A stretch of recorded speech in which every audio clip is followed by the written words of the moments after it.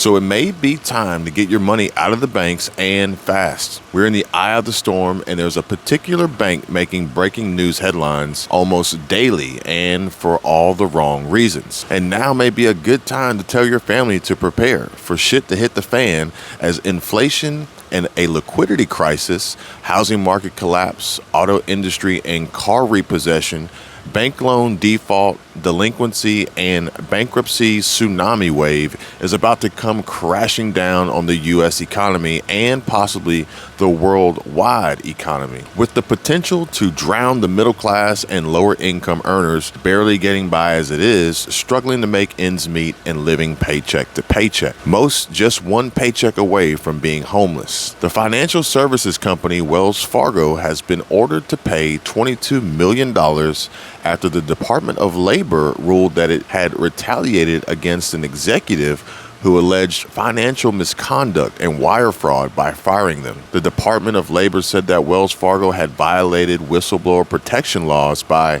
improperly terminating a senior manager in its commercial banking segment who worked in the Chicago area. Wells Fargo terminated the manager after they had repeatedly voiced concerns to area managers in the company's ethics line about what they believed to be illegal conduct, including allegations of wire fraud and being told to falsify customer information, according to the Department of Labor. Not to mention, Wells Fargo is in the middle of a $94 million mortgage forbearance lawsuit settlement after having allegedly placed customers' mortgage accounts into forbearance without their explicit consent. Meanwhile, scammers continue to target Wells Fargo bank customers, with recent reports out of California stating that one customer said she was scammed out of more than $34,000 from her bank account earlier this week. But to her surprise, when she contacted the Wells Fargo fraud department, she said they told her there was nothing they could do for her. And this, after Wells Fargo closes accounts they claim are high risk,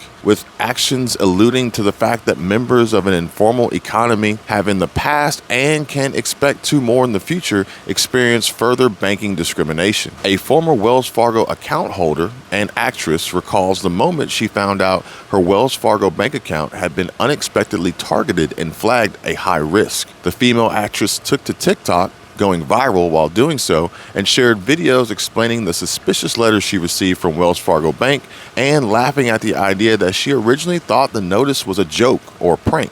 And take a look at some of these comments from Miss Evans' TikTok posts.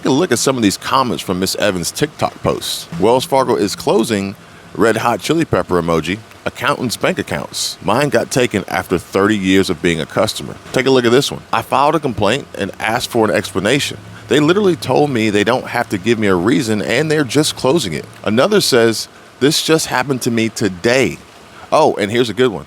Anyone find it funny how at Wells Fargo changed their privacy settings? And this one, I have a normal job in healthcare, single woman that makes pretty good money, and mine was closed 2 months after I opened for no reason. Evans said in an interview with the Daily Beast that she felt that Wells Fargo closing her account felt more like discrimination rather than a simple business decision, describing a recorded phone call with Wells Fargo's risk department, stating that when I asked why my account was being closed, the agent mistakenly said it was a random closure. There was nothing random about closing my account after nearly 30 years of service. As I pressed on, the rep said it was a business decision by Wells Fargo and it would be final.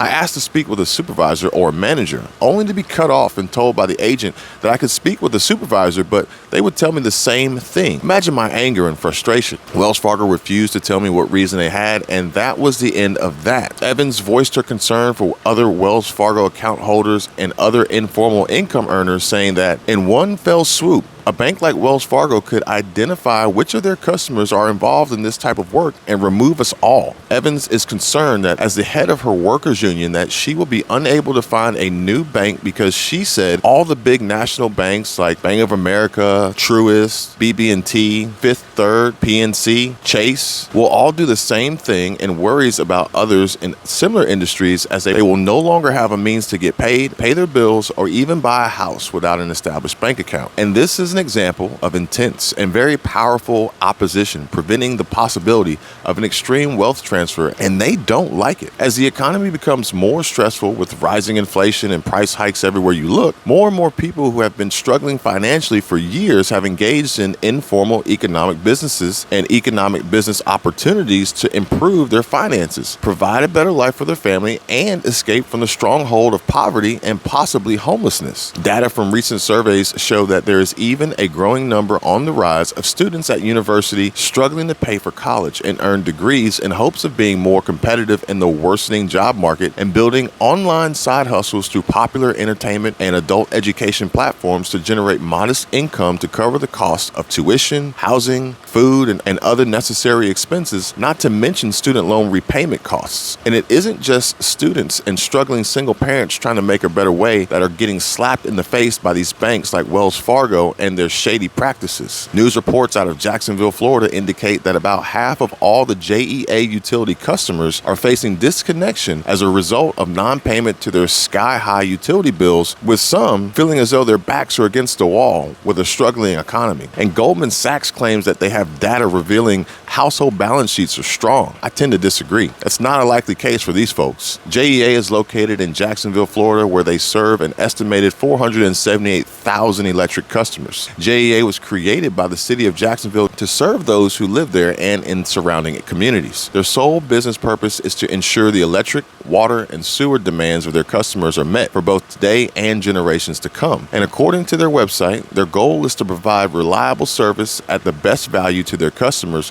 while ensuring their precious natural resources are protected. Of the approximate 478,000 customers JEA serves, about half of JEA's electric revenues come from its residential customers. The same customers frustrated with spikes in their JEA electric bills, with reports of monthly costs coming in at almost 2.5 times higher than normal. According to News4Jax, one customer was charged $133 for a fuel charge on his August bill, where the same charge was just $56 12 months ago. Another customer told the news outlet that in just 5 days, their bill jumped $195, pushing her bill this month to $737 for a small 3-bedroom, 2-bath home. With another customer saying his electrical usage was nearly the same price as the fuel costs he was charged this month. He noticed his usage cost was $99 and JEA is charging him a $96 fuel charge on top of the usage. Outraged customers emailed JEA for explanations but have not received a response. News4Jax took these complaints to JEA, and managing director and CEO Jay Stowe told News4Jax that he acknowledged that JEA bills have increased dramatically, but blames the increase on the skyrocketing price of fuel used to generate electricity. The price hike was also blamed on the elevated demand for fuel following Russia's invasion of Ukraine. Stowe said there are a lot of factors as to why natural gas prices have increased. One of them is the war between Russia and Ukraine, and that Russia is not selling natural gas to Europe, and so liquid natural gas is being shipped from the U.S. to Europe. That is driving up demand, and when demand increases, it causes costs to go up. Now, let me just say that that is not entirely true, but we'll continue on and pick back up on that later. When checked, the historical price of natural gas last August was $4.69, and this week it is $8.12, considerable increase. Stowe said that JEA does everything they can to manage the cost, and they purchase gas ahead of time and try to take a look at the cost and manage it as best they can, but they have to pass that on to the customers because it's important that they cover their costs. Stowe said that JEA is not making a profit. They are a locally owned, not-for-profit utility, and they try to do their best to keep costs down to serve its customers. Stowe warned that on August 1st, JEA suspended disconnections of electric and water service due to delinquent payments and waived newly accrued late fees to address high utility bills because of the increased fuel costs and higher consumption during the extreme heat of the summer. But please be advised, the grace period will expire Sunday, September 18th. When asked, Stowe said that even if fuel costs remain high, JEA would not consider extending the suspensions. He said JEA is concerned customers may not be able to catch up on past due, late, and seriously delinquent utility and electric bills if the suspension is too long. And the bad news is that Stowe expects fuel costs to remain high for a few more months. Currently, the lights are anticipatedly scheduled to be turned off on potentially 73,000 JEA customers in Jacksonville. One JEA customer said that It breaks my heart as a mom that I have to sit here and explain to my kids that we're struggling and that I can't afford to take care of you guys and the bills too. And what's worse is that for several tens of thousands of customers at risk, they will not only find themselves in the dark come Monday, but they will also see all perishable foods in their refrigerators and freezers potentially spoiling. Now, this is truly a devastating epidemic. So if you're in the Jacksonville area and are a JEA customer and in need of help, please comment below.